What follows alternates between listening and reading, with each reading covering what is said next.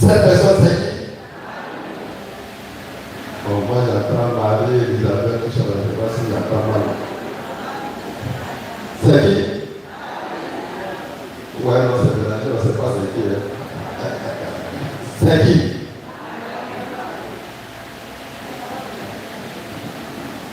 Bon, Dieu a fait cette promesse à ta vie. Ah, d'autres disent, c'était mélangé, c'est vrai. Donc, il a fait cette promesse à ta vie. L'histoire de David, nous la connaissons, n'est-ce pas? Dieu nous laisse choisir un roi. D'abord, ce n'est pas Dieu, c'est le peuple qui dit à Dieu, nous on veut un roi comme les autres peuples. Dieu dit, le roi là, c'est pas moi. Hein. Il va faire ceci, il va faire comme ça, il va vous faire comme ça, vous prendre l'esclavage. Non, on s'en fout, nous on veut roi. Donc, quand on est têtu, de bien faire. Donc, Dieu a donné un roi, la personne de Saül. Arrivé au moment, effectivement, Saül a changé, il a commencé à le maltraiter, les mêmes ont commencé à pleurer vers Dieu encore. Il dit, bon, comment j'ai fait? Parler un peu comme mes parents, comment j'ai fait? Ah, c'est mon sang, c'est moi qui ai donné la vie. Donc, il s'est changé notre roi à la personne de David. Et nous nous rappelons comment le choix de David s'est fait. Il n'était même pas sur la liste. Peut-être que c'était maintenant, on va dire que bon, on a triché. Dès qu'il n'est pas sur la liste, c'est lui on choisit. On a présenté tous les fils, du plus costaud, de l'aîné, jusqu'à l'avant-dernier. Dieu dit non, il n'y a pas de bien. Et les hommes ont pensé que c'est parce que tu es grand, beau, gaillard, fort, que tu seras roi. Dieu dit non. Et puis, le prophète demande, est-ce qu'il n'y a pas un autre fils encore? Il reste le frère quelqu'un qui est là. Lui-même, là, il est bon qu'à aller faire manger le troupeau. Il dit, bon, venez le monde. Combien c'est le frère que tu as choisi? Vous vous rappelez de cette histoire? Je crois que quelqu'un lui parle avec Dieu. Donc, on parle de ça, il a la plus de l'amour. Donc, c'est comme ça que David a été choisi.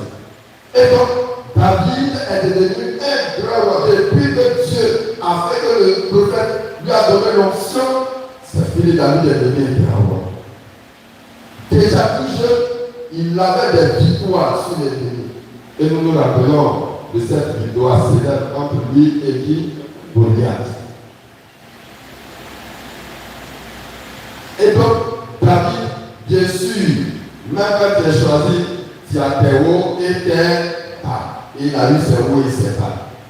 Malgré tout cela, aujourd'hui, la première lecture que nous lisons, Dieu dit à son serviteur David qui avait un projet pour lui.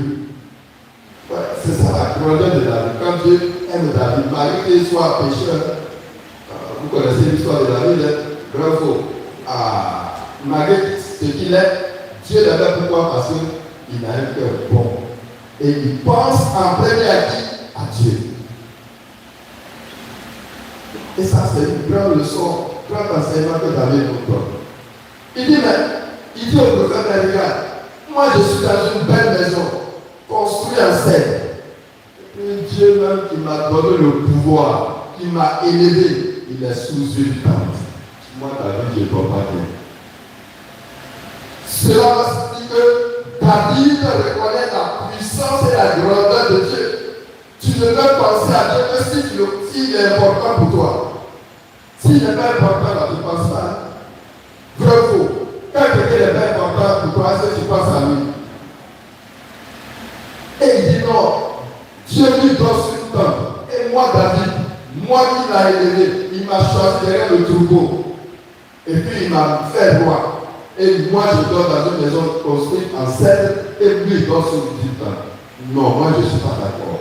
Donc, dis à Dieu, dis-lui que moi, David, je vais construire une maison digne de lui. Voilà le projet de David. Quel est ton projet pour Dieu?